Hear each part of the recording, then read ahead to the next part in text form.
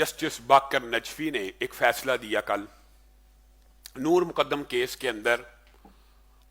Justice बाकर नजफी ने उनके बहुत से फैसलों के ऊपर हमें एतराज रहा, लेकिन कल उन्होंने एक ऐसा नोट लिखा एक फैसले में जिसकी 100% तायीद है।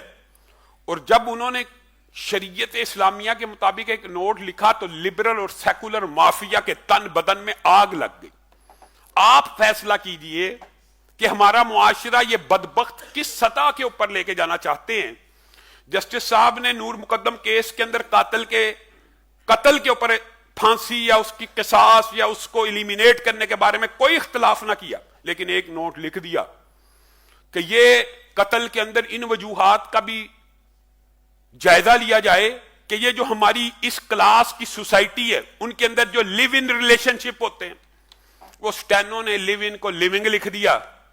वो भी उन्होंने जस्टिस साहब का तमस्खुर उड़ाया। जब बंदा लिव इन कह रहा होता है तो स्टेनो टाइप पे लिविंग लिख दे, आगे जी डाल दे। लिव इन रिलेशनशिप, ऐसा ताल्लुक जो निकाह के बगैर किसी लड़के और लड़की के दरमियान कायम रहे, इसको लिव इन रिलेशनशिप इंग्लिश में कहते हैं।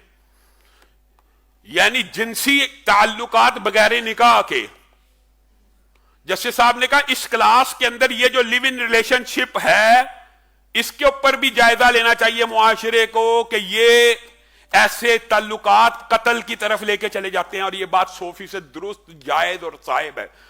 क्या ज़ना बिर रज़ा के ऊपर हमारे मुआशरे को जायजा नहीं लेना चाहिए कि एंकर और सेनेट की एक कमेटी ने जस्टिस साहब के इस नोट के ऊपर इतराज कर दिया ह्यूमन राइट्स की। ये क्या चाहते हैं? ये चाहते हैं कि ज़ना बिर रज़ा इंसानी हकूक की कमेटी, यानी एक लड़का और एक लड़का और एक लड़की आपस में जिनसी ताल्लुकात बगैर निकाह कायम करना चाहें तो ये इंसानी हकूक में से है। इंसानी, कुरान पाक कहता ला तकरबु ज़िना, ज़िना के करीब भी मत जाओ। ये कहते हैं ज़िना होता रहे वैसे बदबख्त है और लंबा वक्त होता रहे। और उसको जस्टिस बाकर नजफी ने अगर हदफे तनकीद बनाया तो इनको मिर्चें लगी हुई हैं, आग लगी हुई है। और ऐसे बदबख्त है, उठाइए जाके गूगल सर्च कीजिए, पूरी दुनिया के माहिर नफ्सियात, साइकोलॉजिस्ट, थिंक टैंक्स इस बात के ऊपर मुत्तफिक हैं। हमारे लिए वो मुत्तफिक हो या ना हो, हम तो कुरान और सुन्नत के पाबंद हैं। कैसे ताल्लुकात जायज नहीं है, दुरुस्त नहीं है, लेकिन इत्तफाक है कि ऐसा हर ताल्लुक, ऐसा हर जिनसी ताल्लुक, ऐसी हर फ्रेंडशिप जिसकी बुनियाद निकाह ना हो वो पायदार भी नहीं होता और उसके अंदर वो बॉन्ड्स भी आपस में नहीं बनते। ये पढ़िए नेट के ऊपर जाके। और उसके अंदर ताल्लुक तोड़ने में आसानी भी पाई जाती है और उसके अंदर तशद्दुद करने में आसानी पाई जाती है और उसके अंदर एक दूसरे का इस्तेहसाल करने में आसानी पाई जाती है। आप बताइए क्या ये बात अकल और दिल लगती है कि नहीं? निकाह के बाद, निकाह एक लायबिलिटी है, एक रिस्पॉन्सिबिलिटी है, एक जिम्मेदारी है। जब बंदा एलानिया निकाह कर रहा होता है तो उस औरत को के ऊपर ना उस तरह तशद्दुद हो सकता है, ना उस औरत के ऊपर उस तरह जुल्म हो सकता है। और अगर एक लड़का और एक लड़की आपस में ताल्लुक में वो जरा बदतमीजी करे, 2 थप्पड़ लगाए, नशा करके उसके ऊपर तशद्दुद किया, ये क्या हुआ नूर मुकद्दम केस में? उस बदबख्त ने नशे की आलम में इसकी गर्दन पे छुरी चला दी। आपको फिर भी ये ताल्लुकात अच्छे लगते हैं और आप ये चाहते हैं कि जज साहब ने ये नोट ही क्यों लिखा? और जज साहब ने क्या गलती कर दी है जनाब?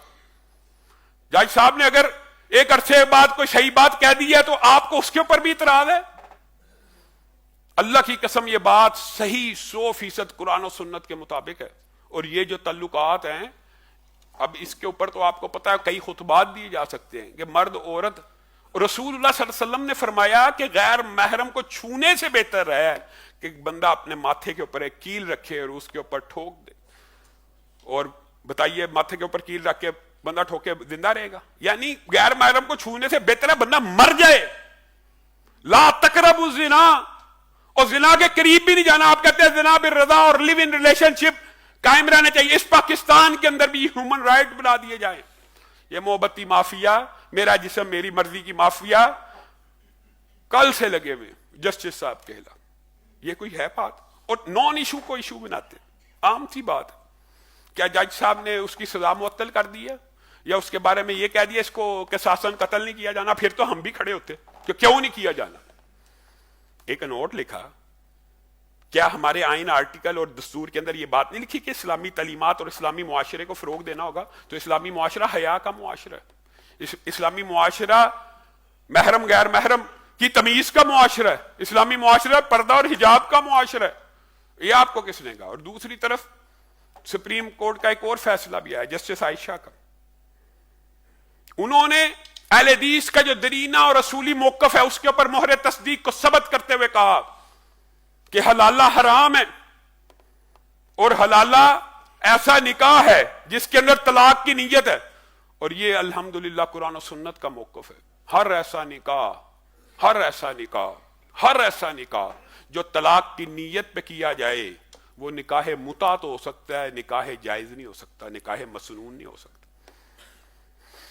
مثلا آپ نکاح کرتے اور آپ کہتے ہیں میں 1 مہینے بعد طلاق دے دوں گا، اس نیت کی بنیاد کے اوپر ہونے والا نکاح نہیں ہے، متع ہے، اور حلالہ متع سے بھی سنگین تر ہوتا ہے۔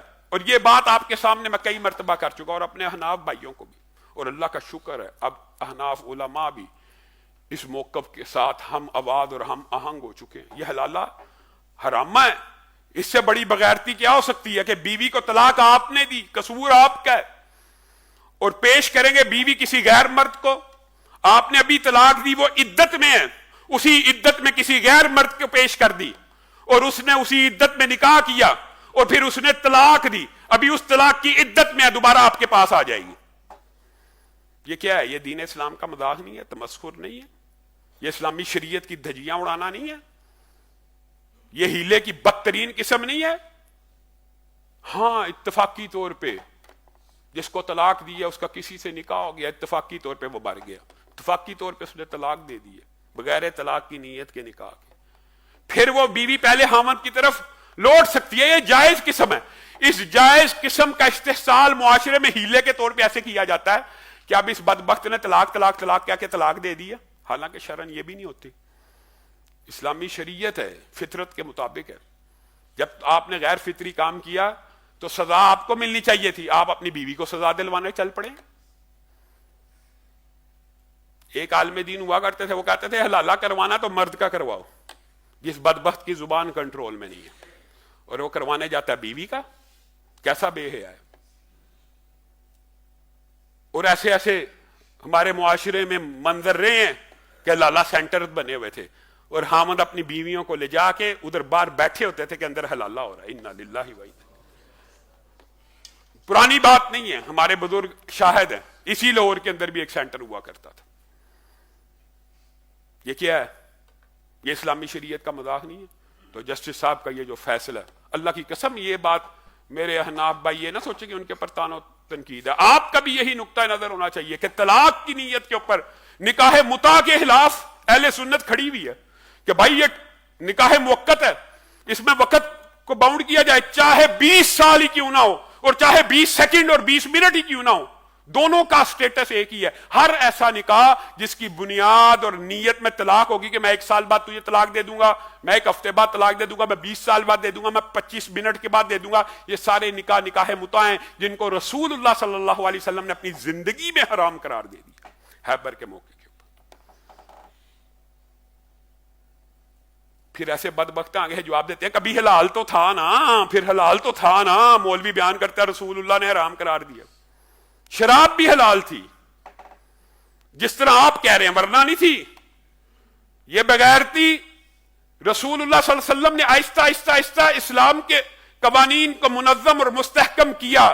جب معاشرے میں قبول عام ہوا، رسول اللہ صلی اللہ علیہ وسلم نے اعلان کر دیا کہ آج کے بعد متع حرام ہے، رسول اللہ صلی اللہ علیہ وسلم نے اعلان کر دیا شراب حرام ہے، رسول اللہ نے اعلان کر دیا آج کے بعد گھریلو گدھے کا گوشت حرام ہے۔ یہ آپ ان باتوں سے استدلال کہتے ہیں کبھی حلال تو تھا نا اسلام میں۔